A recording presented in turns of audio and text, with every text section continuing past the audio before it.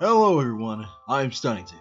Welcome back to another episode of Cupid, a visual novel. Let's just continue. Okay, do you have a name, young lady? I think that's his voice. Dot dot dot. I what's the matter? Dot dot dot. It is alright, young lady. If you would rather...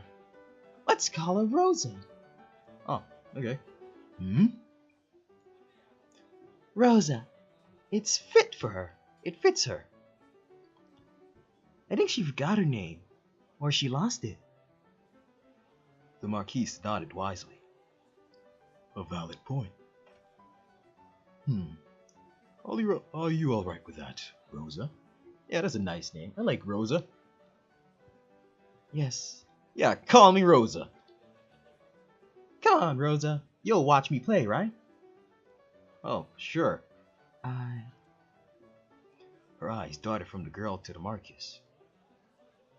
Oh, Sir Gilly doesn't mind. Aw, Sir Gilly. Aw. That's a cute nickname. Gilly? He's really nice to me and my family. And he helps people around town, too. He won't throw you out. Oh, he seems pretty cool for now. The Marquise held his right hand in the air as if swearing an oath. I won't. See? Come on. You're invited now. You're my special guest. Oh, thanks, Catherine. There's plenty of food inside, too, Rosa. Please, help yourself. With pleasure. Thank you, sire. Let me pop this back up. Cool. Rosa is coming! Yay! Now, this is my first public performance, Rosa. Oh. I'm a bit nervous. What's with that face? My gosh, you look so angry. Catherine scratched her head. What will I do if I make a mistake? Papa will be very upset. Oh. The Marquise knelt in front of Catherine and rubbed her shoulders fondly. You won't make a mistake, ma chérie. I think that's what you say. As long as you put your heart into the keys. Play to the touch of your audience, and any mistake won't matter. Do you understand? Catherine stared at the Marquise. Oh, go away. Not really. The man chuckled. You will, someday. Just play your first song with me in your mind, will you? Something that you could think will make me smile. Guillaume held Catherine's clear young what? Guillaume held Catherine's clear young eyes in his gaze. He kissed her hand. It was covered with sticky sugar and breadcrumbs. Oh yeah. Catherine blushed. It was the first time she looked embarrassed by anything. Oh. It will be my pleasure, sir. I did it again. Catherine charged up the wooden podium and walked towards the middle of the stage. Oh, wait, I just noticed the music had gone silent. The crowd's chatter died down. She curtsied in front of her audience, waved to her father, and stole a glance at Guillaume. The man gave her a tiny nod. Aw. She sat down in front of the piano, admiring the cream ebony keys underneath her fingers. Her own piano was broken and beaten. Father had sold his horse for it. Aw. The A3 key never played, and the strings would creak when it was cold. But it had never failed her.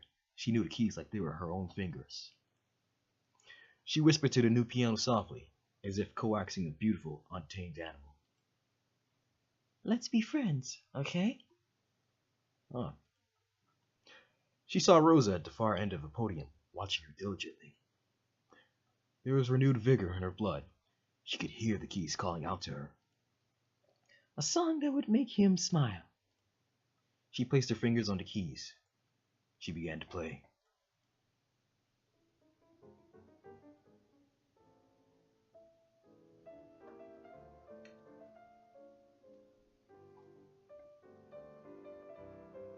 Hope I don't get copyright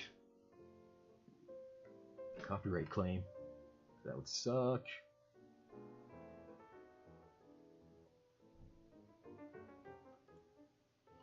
At the ring of the first few notes, it became apparent to the audience that the girl was something special. Here was a little girl, barely tall enough to reach the pedals of the piano, playing as if she owned it. There were mere times she'd miss a note or two, but that didn't matter. She played the song to make someone smile, and it touched everyone present. Oh, okay. And it touched everyone present. Her musical skill was far beyond her years. Her fingers caressed the keys as if she was making a flower crown, carefully weaving the petals. She knew the correct way to tie the leaves so they won't tear, like all smart little girls did.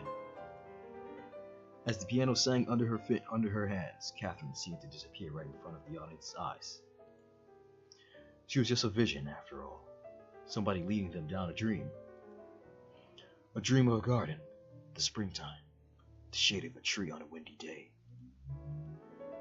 The couples in the audience tightened their grip on the hands of their partners. Some closed their eyes and let the music saturate their soul. Sweet memories of youth, a first love, the yawn of a newborn. Rose's eye shone as she stared at Catherine. Her heart was captured by the image of her. A young girl swaying her head to the music, smiling as the notes poured out of her. She couldn't take her eye away from Catherine's glowing face. Was this happiness? Was this love? She looked like she was in love. And she wasn't she? In her innocence, she was still in love with life. In love with her family, with her pets, in love with every new discovery. She was full of hope. It was a bittersweet feeling for Rosa. A happy teardrop rolled down her cheek. She wanted to warm herself in the hope, if she could. In the audience, Guillaume and Catherine's father sat beside each other. Sire Purehead, your daughter is amazing. She is, isn't she? I mean, pardon my ignorance, my liege. I am very proud, father, you see? No pardon necessary, sire. Has she found a sponsor yet? The Duke of Versailles once spoke to me about it. We have not made any arrangements. Then I must steal her away as soon as possible. Sire? I'd like to be Catherine's primary sponsor, if that is alright with you. Why, sire? And to further cement my status, that piano she's playing right now, it is hers. I bought it for her. Oh, nice guy. Francois' eyes widened in astonishment. That is... Francois gulped. That is beyond generous, sire. Guillaume smiled. Well, I must make it hard for you to refuse me, you see. I took the opportunity of asking you outright. You see, the Duke might offer an extravagant piano plated in gold. In that case, I have no choice but to humbly concede. What? I'm kidding. The Duke of Versailles is the worst miser you'll ever meet. The man chuckled. Of course, I shall be paying for her musical tutoring as required, along with an ample stipend to accommodate your family. ... You don't have to look so surprised, Monsieur Perry. Your daughter's a star. There's an effervescing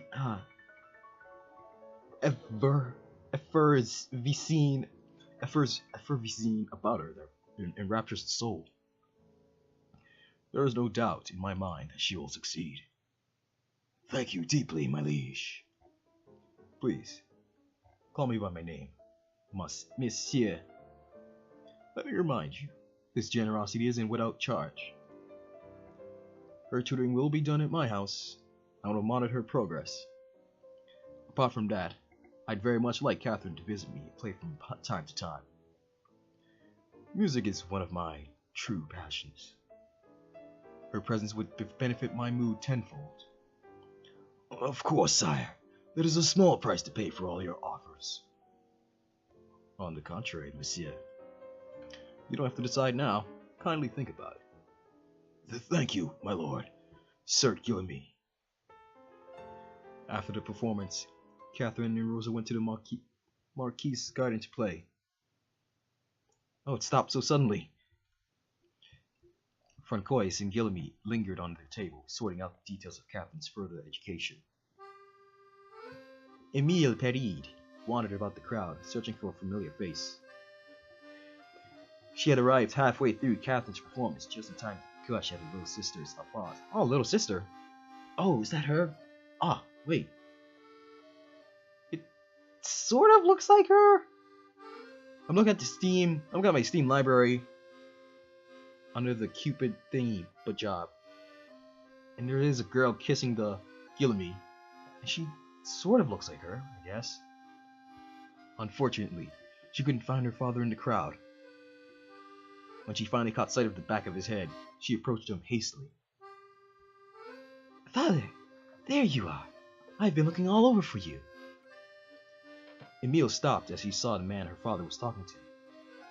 He was none other but the Marquis himself. Oh, the dude just looks so handsome. She fixed her hair self-consciously and curtsied. Milord, pardon my intrusion. I didn't realize. Gimli smiled at her kindly. You are free to intrude any time, my lady. Emile smiled back. Just as the rumor said, the Marquise wasn't easy on the eyes. To whom do I owe the pleasure of your acquaintance? This is my eldest daughter, Emile. Pardon me for not introducing her sooner. Charmed. Guillemette offered her a seat. Emile sat down across the man. Well, it seems talent and good looks run in the family. Oh shit! Smooth talker! Francois rubbed his neck. Yes, my daughters are my pride and joy. Thankfully, they both took after their mother. Oh dude, you're not that bad on the eyes. Surely not, Monsieur Perry. The eyes are yours. Earnest and loving eyes. Emile snorted at such sappy words. Her father was clearly basking in the compliments. If this really was the famous Guillemette, the rumors talked about that he wasn't exactly much of a charmer, was he? She didn't know what all the fuss was about. The ladies in the house she worked for could not seem to stop talking about this man. Admittedly, there was something morbidly curious about the way he looked at people. Like those eyes, yeah, I'm just noticing now, those eyes are just looking so empty. Look like he's hollow. Like he was always distracted. Yeah, he got the distraction in his eyes. He could only say words that were expected of him. I'm pleased to have finally met you, sire. I've heard a lot about you on my travels. All good things, I hope. Depends on the tabloid and the day of the week. Emile thought to herself and chuckled. You are a governess, I was told. Where do you work? With the Dimitri household, sire. Ah, yes. I heard you were marrying into the family soon. Oh, father, I told you not to tell anybody yet. I didn't, but you know how people talk. Word travels fast. Pardon the comment then, my lady. Please. Your betrothed is a lucky man, I'm sure. The conversation endured through the afternoon. Small talk, musical composers, and their little town. Catherine's musical background, Francois' student, Emile's work. Wait, where did this E come from? Emilie played with her napkin, offering droll opinions on the particularly droll topics. All throughout the exchange, Emile observed the infamous Marquis de Golden. This was him? The audacious, shameless flirt of the royal court and tabloids? According to rumors, he was able to bed both the widowed Countess of Devonshire and her daughter. Oh, what? Mr. Player? At the same time? Oh shit. Getting all that puss. And even had a tumultuous relationship with the Prince of Garnet. He didn't limit himself to royalty, or so the tabloids said. Oh, what? His latest fling was with an English poet, who they say almost killed him when he was caught with another man. Oh, what? Oh, he rolls that way too? Oh man, he's a free man! Or woman. At this point, who knew what was real and what was a blatant lie made up by the newspapers? She had looked forward to meeting him, and here he was, finally, talking about sampling the new bakery's creme brulee. She couldn't say she was disappointed exactly. The Marquise was a depressingly normal man. Maybe even boring. Emile ventured. She watched as his gaze flickered across her hair and her nose before lazily trailing away. How infuriating. She wondered if he would suddenly say something coy, or insist to dance with her. Just something outrageous. Honestly, so she could shoot him down. This man whom everyone was interested in. That would be a small victory for reasonable women everywhere. Oh, well. Good on ya, I guess? But the Marquise was nothing but polite. Oh, yeah, what's wrong with that? He did not oogle. He did not touch unnecessarily. No audacious gestures or suggestive winks of the eye. Well, guess he's just being a nice guy. He would not even look at her for more than 2 seconds. Okay. Maybe she was just not pretty enough to flirt with. Or he's just a nice guy. Emile bit her lip. She shouldn't be thinking that. Yeah, you shouldn't. You're betrothed. But there were also times that he would quietly look into her eyes when the conversation lulled. When the words spoken were without meaning, their eyes would converse further. Holy shit. To Emile, he started to look lonely underneath the facade of Caprice. Caprice's son?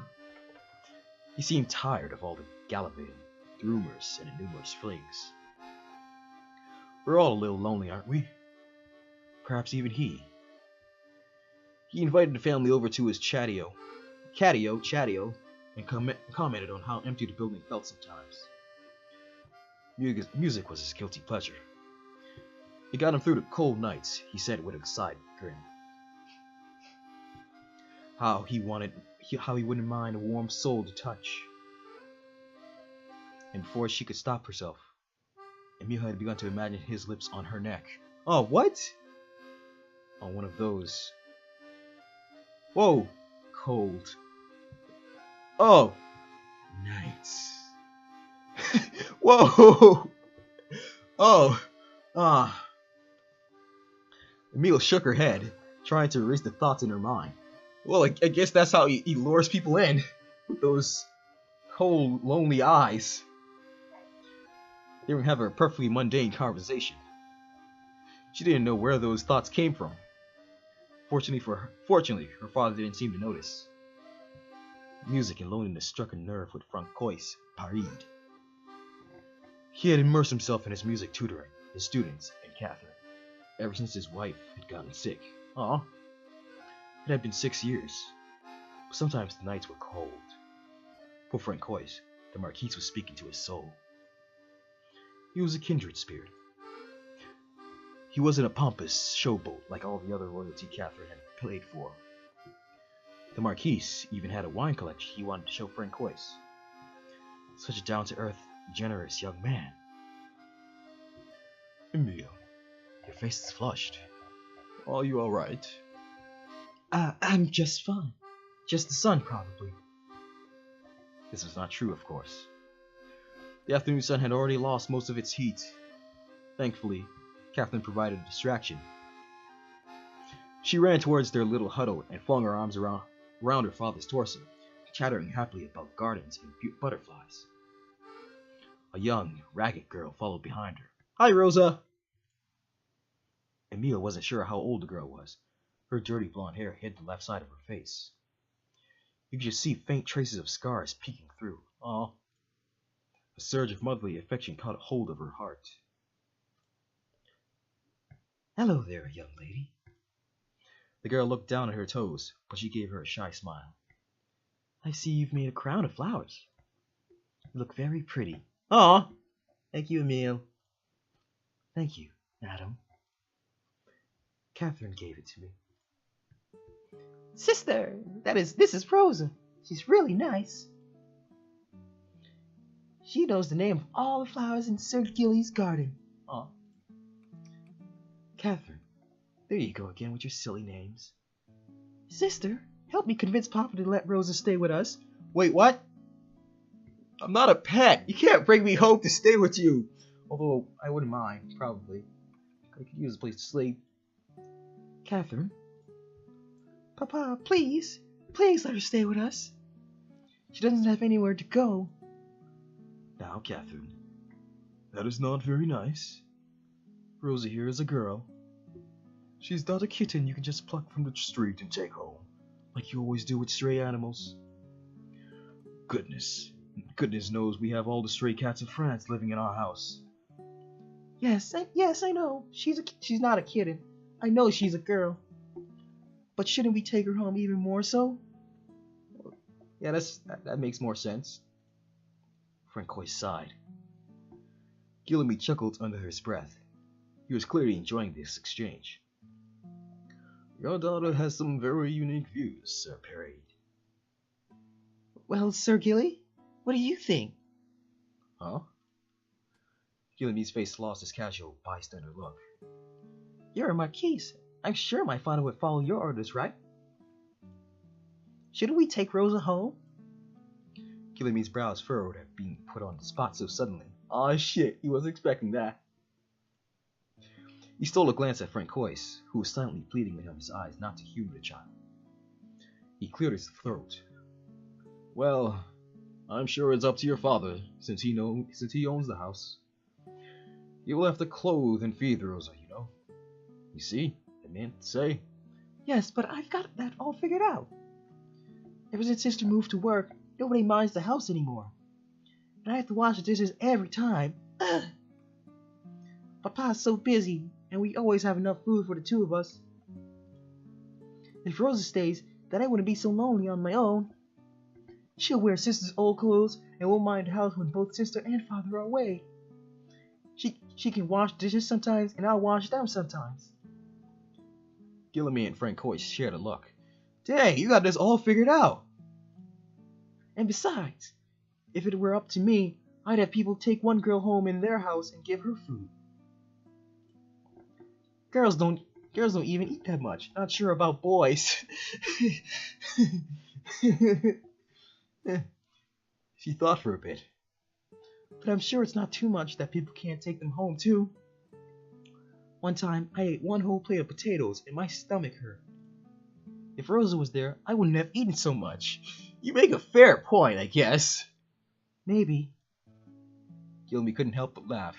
Francois rubbed his neck in his embarrassment. I'm so sorry, sire. She's very headstrong. Father, I'm sure taking Rosa in wouldn't be much trouble for us financially, yes? My new work pays better. I'm sure we can adjust. Well, about that.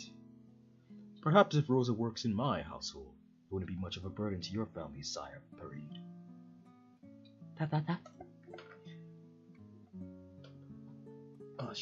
Sir Gilly is great! You are truly kind. You are truly kind soul, sire. Not at all. I'm sure I need her help more than she needs mine. Isn't that right, Rosa? Aww, cute. Well, in that case, I would love to offer my home to Rosa. Although I am still worried that this is supposed to be more complicated, sire. What about her family or her friends? Are we violating any laws, perhaps? I'm not even sure. Aww. As long as it's consensual, sire. The details can be smoothed out later. The girl was quiet the whole time. She was looking at her toes, or at Catherine. Rosa, do you have any family, relatives, or friends you stay with? No, sire.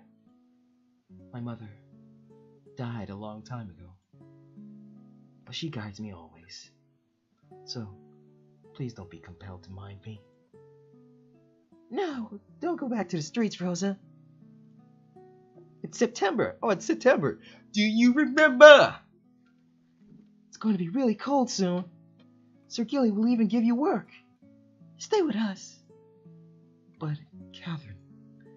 Francois sighed in surrender. Although, all right. She can stay for the night. For the night? What's that? Papa! Just for tonight. Then we'll see if she wants to stay for longer. Catherine, you cannot hold people in their place just because you want them there. Do you understand? If Rosa wants to leave, she may leave. You cannot keep her like an object. Oh. Gillamy cleared his throat. That is sound advice, Sir Pereed. Yes, Papa, I understand. Rosa, please make yourself comfortable in our home. Thank you. Papa is the best! Yay! Catherine turned to Gillamy again. Sir Gilly, don't you think if everyone with a house takes one person home, nobody would freeze in the winter? I doubt that. You should make it into a law. That wouldn't fly well. They'll obey you because you're a marquise. And because you're tall. Well, I guess that works out too. Oh, so people obey my orders because I'm tall. Look, what a compliment. Well, you're taller than my papa, at least. He'll never be a marquise. Wow! Catherine with the sick burns. Francois pulled on his daughter's ear with embarrassment. Catherine, mind your manners. I'm so sorry, sire. Gillamy shook his head, his eyes trailing over the Pereed family. Emile watched them curiously. That same sadness once again surfaced for the briefest moment. You have a lovely family, sire. I'm quite jealous. You make me want to settle down myself someday. He chuckled. Maybe. Emile's heart skipped a beat. Did he just look at her when he said that? She couldn't be sure. I don't know. Catherine is perfect. Catherine is perfect the way she... Oh shit, Catherine's perfect the way she is. It is one of the reasons why I'm very invested in her. Oh shit, this is running so long. Okay. I think I'm going to end it there. So, thank you so much for watching. Be sure to look out for the next episode in the coming future. My name is Stunnington, and I'll see you all later.